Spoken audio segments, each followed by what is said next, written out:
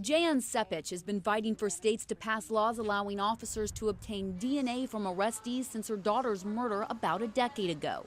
She says such a law in her state of New Mexico would have led to a quicker arrest of her daughter Katie's killer. Ultimately, this is about the truth, and DNA is truth. 28 states and the federal government have laws authorizing the collection of DNA following arrest but prior to conviction.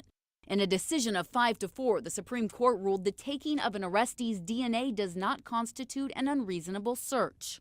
In his majority opinion, Justice Anthony Kennedy compared the taking of DNA to fingerprinting and photographing and called it a legitimate police booking procedure.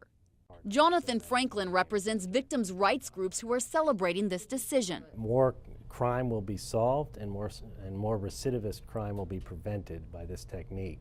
The ruling focuses on a Maryland law allowing officers to take DNA samples from anyone arrested for a violent crime. Alonzo King Jr. challenged the law after it helped prosecutors convict him of rape in 2009. Attorney William J. wrote the court in support of King. What we urged the Supreme Court to do was not to accept the idea that the prosecution charging you with a crime is enough to reduce the expectation of privacy that every American walking down the street has. In his dissent, Justice Antonin Scalia worried about government overreach, writing DNA can now be taken if you are ever arrested, rightly or wrongly, and for whatever reason. With this ruling, justices are solidifying DNA as the fingerprint of the 21st century. The decision today focuses on individuals arrested for violent crimes. So the question that still remains is whether justices would support the taking of DNA even on very minor arrests. In Washington, I'm Danielle Lee, NBC News.